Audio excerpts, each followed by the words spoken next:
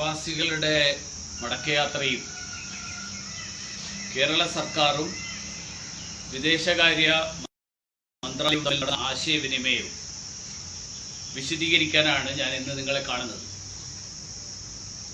ഇപ്പോഴത്തെ പ്രധാനപ്പെട്ട വിഷയം ഗൾഫിൽ നിന്ന് കേരളത്തിലേക്ക് വരുന്ന എല്ലാ വിമാനങ്ങളും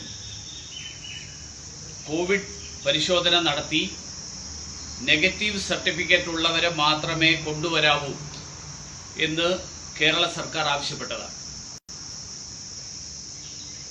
ഇത് സംബന്ധിച്ചിട്ടുള്ള കേരള സർക്കാരിൻ്റെ കത്ത്, ആ കത്തിൽ ആദ്യം പറഞ്ഞിരുന്നത് 20-ാം തീയതിക്ക് ശേഷം, അതായത് 21-ാം തീയതി തൊട്ട് ഈ നിബന്ധനകൾ പാലിച്ചുകൊണ്ട് മാത്രമേ വിമാനങ്ങൾ കേരളത്തിലേക്ക് വരാവൂ.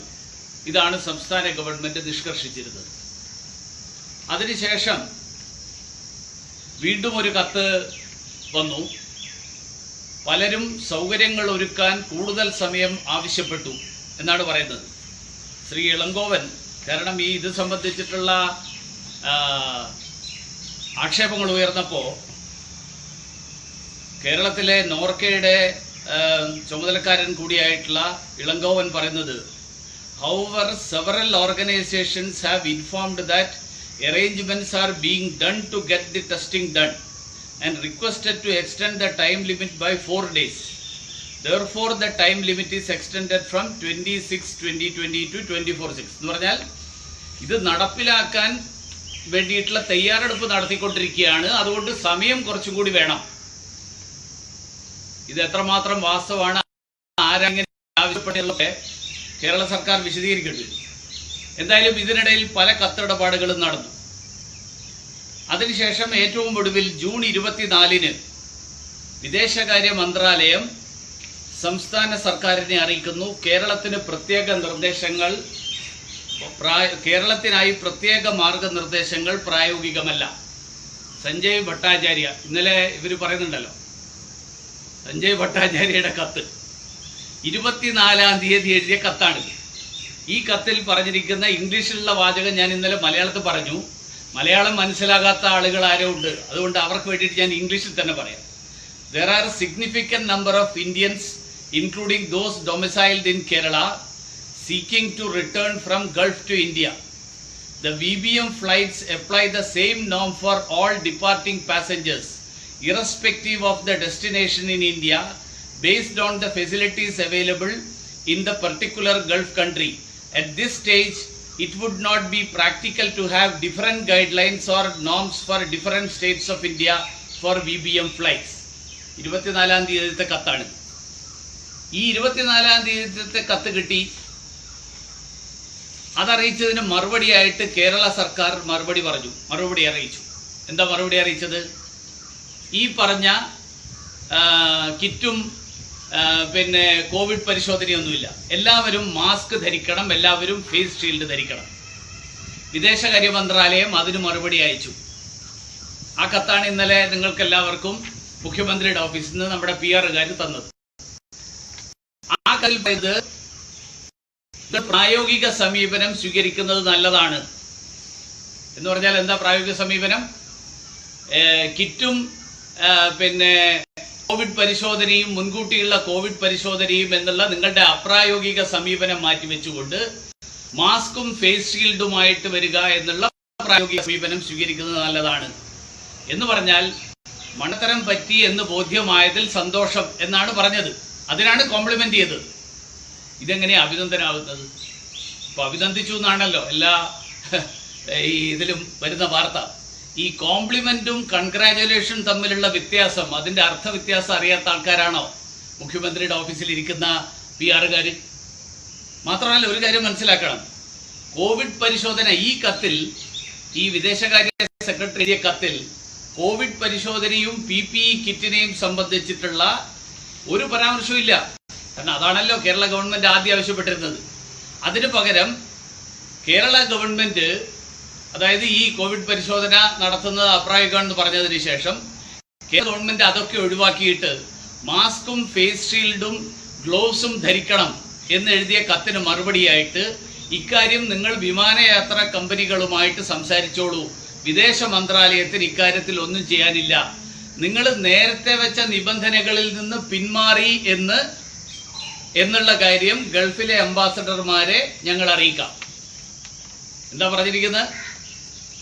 You may wish to discuss the special requirements of Kerala government directly with concerned airlines for their cooperation. We shall share your approach with our ambassadors in the Gulf. എന്ന് പറഞ്ഞാൽ നിങ്ങൾ പിന്മാറിയ കാര്യം അംബാസഡർമാരെ അറിയിക്കാം. അത് അഭിനന്ദനമാണെന്ന് പറഞ്ഞിട്ട് കൊട്ടിഘോഷിക്കുന്നതിനെ കുറിച്ചാണ് എനിക്കിന്ന് പറയേണ്ടത്. ഈ ടെസ്റ്റിങ്ങിനെ സംബന്ധിച്ചും PPE കിറ്റ് ധരിക്കുന്നതിനെ സംബന്ധിച്ചും പറഞ്ഞതിന് മറുപടിയായിട്ട് 24-ന് എഴുതിയ കത്ത്, ആദ്യത്തെ കത്ത് ഞാൻ കാണിച്ചത് 24-ാം തീയതിയാണ്. 24-ാം തീയതി എഴുതിയ കത്ത് പൂഴ്ത്തിവെച്ചുകൊണ്ട് തീർത്തും വ്യത്യസ്തമായിട്ടുള്ള പുതിയ പ്രായോഗിക നിർദ്ദേശങ്ങൾ അതിപ്പോഴേ ചെയ്തുകൊണ്ടിരിക്കുക. എല്ലാവരും ഫേസ് മാസ്ക് വെക്കുകയാണ്.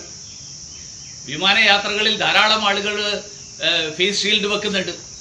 അപ്പോൾ ആ പ്രായോഗിക നിർദ്ദേശങ്ങളുടെ കാര്യത്തിൽ നൽകിയ മറുപടി, അതിന് നൽകിയ മറുപടി പുറത്തുവിടുന്നു. 24-ന്റെ കത്ത് പൂഴ്ത്തിവെക്കുന്നു, 25-ന്റെ കത്ത് പുറത്തുവിടുന്നു. നമ്മൾ കഴിഞ്ഞ ദിവസങ്ങളിൽ കണ്ടു, UN വെബിനാറിൽ പങ്കെടുത്തതിന് പോലും PR വർക്കിന് വേണ്ടിയിട്ട് ഉപയോഗിക്കുന്ന ഒരു സ്ഥിതിയിലാണ് കേരളം.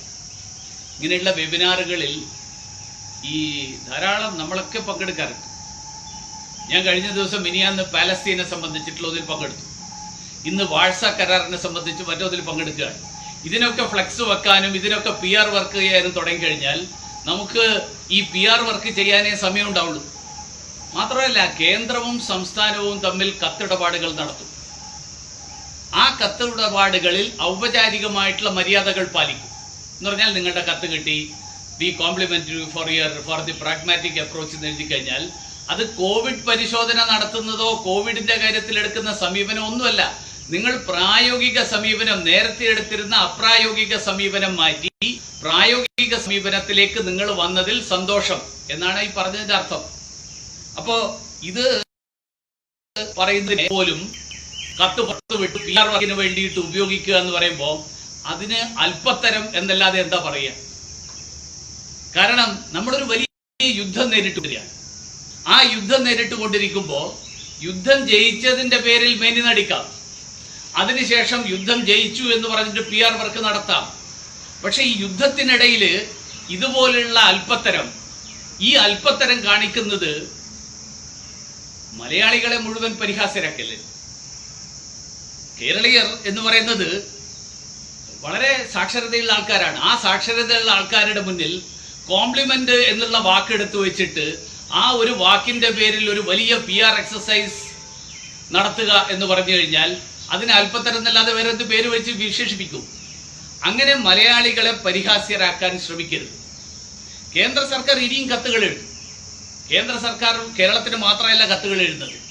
ഞാൻ നിങ്ങൾക്ക് കഴിഞ്ഞ ദിവസങ്ങളിലൊക്കെ പല സംസ്ഥാനങ്ങൾക്കും എഴുതിയിട്ടുള്ള കത്തുകൾ, ആ കത്തുകളുടെ വിവരങ്ങൾ, ആ കത്തുകളിൽ പറഞ്ഞിട്ടുള്ള പല കാര്യങ്ങളുണ്ട്. ഉദാഹരണത്തിന് ഏപ്രിൽ മാസം 12-ാം തീയതി മുതൽ 18-ാം തീയതി വരെയുള്ള ടെസ്റ്റിങ്ങിനെ സംബന്ധിച്ച്, ആ ടെസ്റ്റിങ്ങിനെ സംബന്ധിച്ച് കേന്ദ്ര സർക്കാർ ഒറീസയെയും കേരളത്തെയും അഭിനന്ദിച്ചു. ഏപ്രിൽ 12 മുതൽ 18 വരെ. കാരണം ഡബിളിംഗ് റേറ്റ് ഏറ്റവും കുറഞ്ഞ സംസ്ഥാനങ്ങളിൽ ഒന്നായിരുന്നു എന്നാണ് പറയുന്നത്. പക്ഷെ നമ്മൾ ഒറീസക്കാരെങ്കിലും ഈ ഐക്യരാഷ്ട്രസഭയുടെ അംഗീകാരം പിടിച്ചു പറ്റി എന്ന് പറഞ്ഞിട്ട് ലോകം മുഴുവൻ പ്രസിദ്ധപ്പെടുത്തുന്നത്, പബ്ലിസിറ്റി നടത്തുന്നത് നിങ്ങളെല്ലാവരും ഡൽഹിയിലുള്ള ആൾക്കാരല്ലേ? നിങ്ങൾ ആരെങ്കിലും കണ്ടിട്ടുണ്ടോ? തെലങ്കാനയെ കുറിച്ച് എഴുതി, central team appreciate states effort to contain Covid. Hindu പത്രത്തിൽ വന്ന വാർത്തയാണ്. തെലങ്കാനയെ കുറിച്ച് ഏപ്രിൽ മാസം 25-ാം തീയതി ഇന്റർ മിനിസ്റ്റീരിയൽ ടീം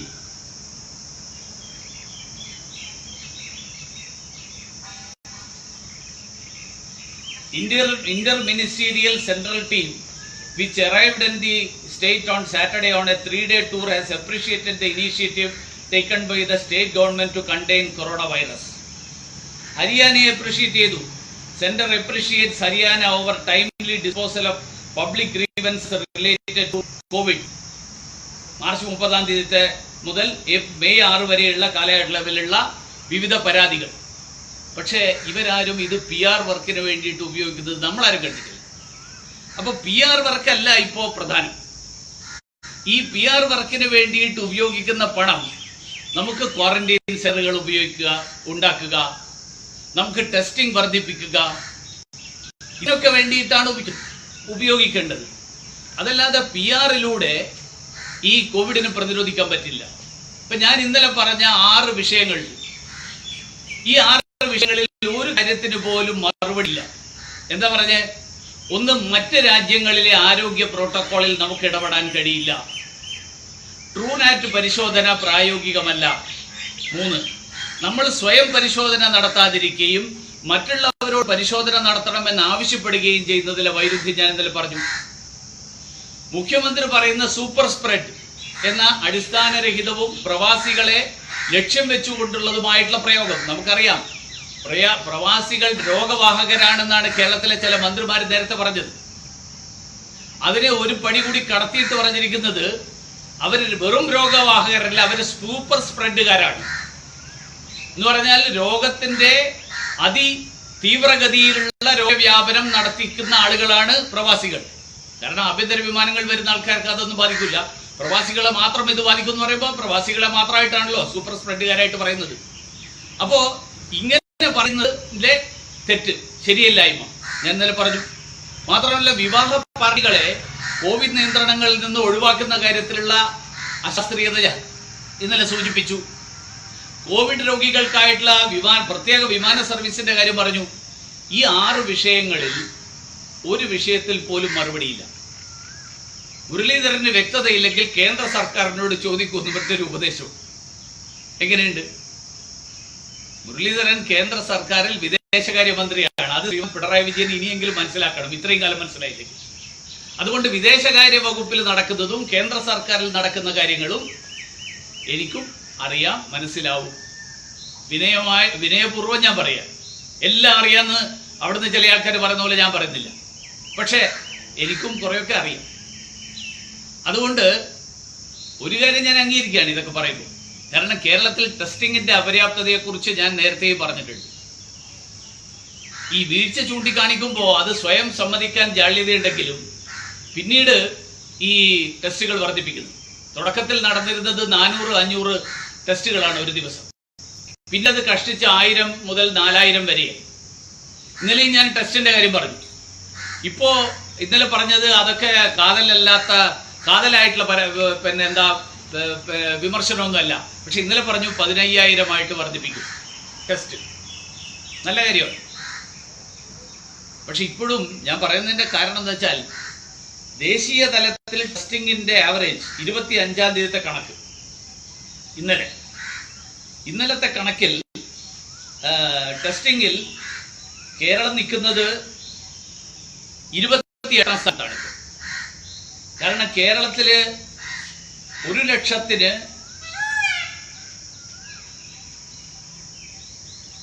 372 പേരെയാണ് ടെസ്റ്റ് ചെയ്യുന്നത്. ദേശീയ ശരാശരി 553. 1,00,000-ന് 553. ദേശീയ ശരാശരിയിൽ ഏറ്റവും മുന്നിൽ നിൽക്കുന്ന, നമ്മളെക്കാൾ മുന്നിൽ നിൽക്കുന്ന 27 സംസ്ഥാനങ്ങളുണ്ട്. നമ്മുടെ പിന്നിൽ നിൽക്കുന്ന 6-7 സംസ്ഥാനങ്ങളേ ഉള്ളൂ. ലക്ഷദ്വീപ്, ബീഹാർ, ഉത്തർപ്രദേശ്, തെലങ്കാന, മേഘാലയ, ഇങ്ങനെയുള്ള കുറച്ച് സംസ്ഥാനങ്ങൾ. ഇവരാണ് നമ്മളെക്കാൾ പിന്നിൽ നിൽക്കുന്നത്. പക്ഷേ ഈ മുന്നിൽ നിൽക്കുന്ന 27 സംസ്ഥാനക്കാര് അവരാരും ഈ ടെസ്റ്റിങ്ങിലെ ഞങ്ങൾക്ക് ടെസ്റ്റിംഗ് നടത്തേണ്ട ആവശ്യമില്ല എന്ന് പറയാറില്ല. അപ്പൊ ഞാനതുകൊണ്ട് ഈ പ്രതിദിനമുള്ള ടെസ്റ്റുകൾ, ആ ടെസ്റ്റുകൾ വർദ്ധിപ്പിക്കണം. ഇന്നലെ പറഞ്ഞു ജൂലൈയിൽ ടെസ്റ്റിംഗ് 15,000 ആക്കും. കൂട്ടത്തിൽ ഒരു കാര്യം കൂടി പറഞ്ഞു, ഓഗസ്റ്റിൽ വ്യാപനം കൂടും. നമുക്ക് കണ്ടുപിടിക്കാൻ വിഷമമൊന്നുമില്ല. കാരണം ജൂലൈ കൂടുതൽ ആളുകളിലേക്ക് ഇത് വ്യാപിച്ചിട്ടുണ്ട് എന്ന് മനസ്സിലാകുമ്പോൾ ഓഗസ്റ്റ് ആകുമ്പോൾ സ്വാഭാവികമായിട്ട് വ്യാപനം കൂടിയതായിട്ട് എല്ലാം മനസ്സിലാവും. ടെസ്റ്റ് നടത്താത്തത് കൊണ്ടാണ് അത് മനസ്സിലാകാത്തത്. അതായത് ഞാൻ പറഞ്ഞുള്ളൂ, അതുകൊണ്ട് ടെസ്റ്റ് നടത്തണം. എന്തുകൊണ്ടാണ് ടെസ്റ്റ് നടത്തണം എന്ന് പറയുന്നത്? നമ്മുടെ കേരളത്തിലുള്ള ആളുകൾ എല്ലാവരെയും ഈ ടെസ്റ്റ് നടത്താതിരുന്നു കഴിഞ്ഞാൽ ഈ ചക്ക വീണ് കൊറോണ ബാധിച്ചു മരിക്കുന്നത് പോലെ സംഭവങ്ങൾ ഉണ്ടാവും. ചക്ക വീണ് ആശുപത്രിയിലാവുന്ന ആള് കൊറോണ ബാധിച്ചു മരിക്കുന്നു. ഇങ്ങനെയുള്ള സംഭവങ്ങൾ വേറെ എവിടെയും സംഭവിക്കുന്നില്ല. അത്തരം സംഭവങ്ങൾ സംഭവിക്കാതിരിക്കണമെങ്കിൽ ടെസ്റ്റ് നടത്തണം. അതുകൊണ്ട് ഈ ടെസ്റ്റുകൾ PR-ന് വേണ്ടിയിട്ട് ഉപയോഗിക്കുന്ന ഈ ശ്രമം ക്വാറന്റീൻ സെന്ററുകൾ നടത്താൻ വേണ്ടി ഉപയോഗിക്കണം, ടെസ്റ്റുകൾ നടത്താൻ വേണ്ടിയിട്ട് ഉപയോഗിക്കണം. ICMR-ന്റെയും WHO-യുടെയും മാർഗനിർദ്ദേശങ്ങൾ, ആ മാർഗനിർദ്ദേശം കൂടുതൽ ടെസ്റ്റുകൾ നടത്തണം എന്നുള്ളതാണ്. ആ മാർഗനിർദ്ദേശങ്ങൾ പാലിക്കണം. അതുകൊണ്ട് ഒരു ശാസ്ത്രീയ സമീപനത്തിലൂടെയാണ് കോവിഡിനെ പ്രതിരോധിക്കേണ്ടത്, PR വർക്കിലൂടെയല്ല. അതുകൊണ്ട് ആ കാര്യങ്ങൾ കേരള സർക്കാർ ശ്രദ്ധിക്കണം. നടത്തുമോ അതിലെ ഒരു വരി എടുത്തിട്ട് അതിലെ ഒരു കത്തിട്ടിട്ട് പ്രസിദ്ധീകരണത്തിന് കൊടുത്ത് കേരള സർക്കാരിനെ വിദേശ മന്ത്രാലയം അഭിനന്ദിച്ചു എന്ന് പറഞ്ഞിട്ടുള്ള PR വർക്ക് ഇനിയെങ്കിലും ദയവ് ചെയ്ത് അവസാനിപ്പിക്കുക. മലയാളികളെ പരിഹാസ്യരാക്കാനുള്ള ശ്രമങ്ങൾക്ക് അവസാനിപ്പിക്കുക.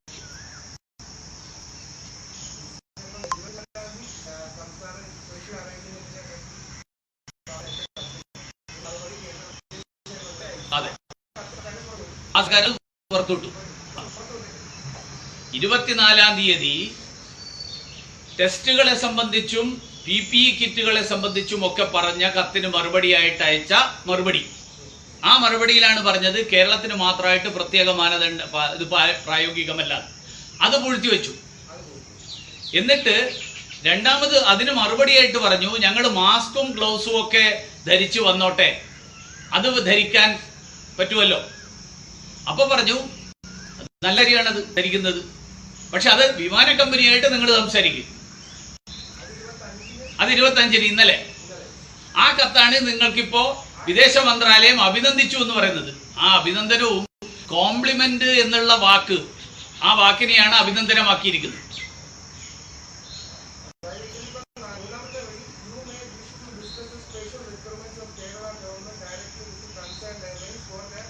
ആ അത് 25-ന് പറഞ്ഞതാ. ആ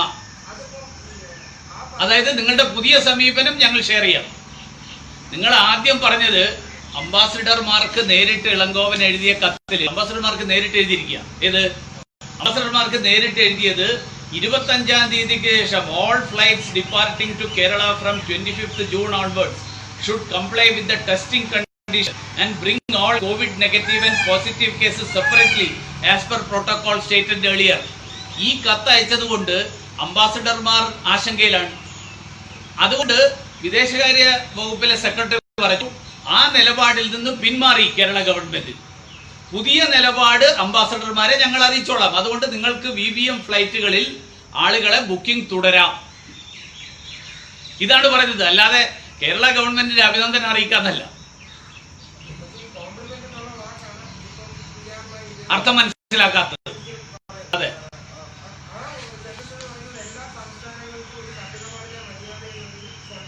അല്ലല്ല, അതായത് കോംപ്ലിമെന്റ് എന്തിനാ? ഫോർ യുവർ പ്രാഗ്മാറ്റിക് അപ്രോച്ച് എന്ന് പറഞ്ഞാൽ നിങ്ങൾ നേരത്തെ നടത്തിയ അപ്രായോഗിക സമീപനം മാറ്റി പ്രായോഗിക സമീപനത്തിലേക്ക് വന്നത് കോംപ്ലിമെന്റ്.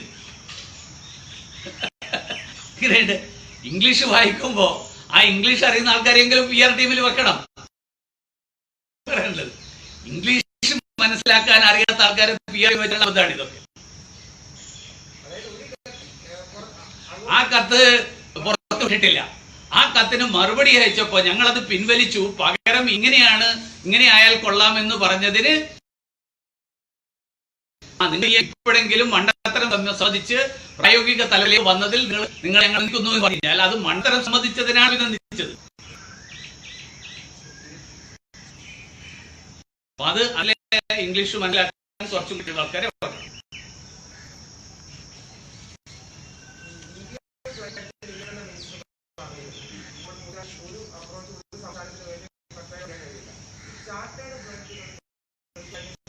ചർച്ച ചെയ്യണം.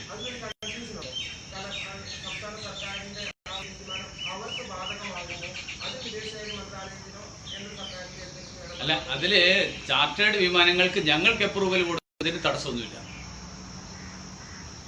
ഈ ഫേസ് ഷീൽഡും മറ്റേതൊക്കെ അതാണ് ഇപ്പോ എല്ലാ വിമാനങ്ങൾക്കും അവർ നിബന്ധനമായല്ലോ. ഈ ടെസ്റ്റിംഗ് ഒന്നും കാര്യം നടത്തൂല എന്നുള്ളത് ഉറപ്പായി.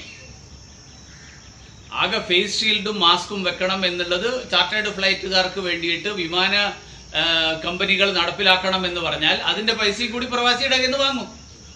അത്രേ ഉള്ളൂ. അത് ഈ ചാർട്ടേഡ് ഫ്ലൈറ്റിൽ വരുന്ന എല്ലാവരും കൂടി തീരുമാനിച്ചു കഴിഞ്ഞാൽ അത് അംഗീകരിക്കും.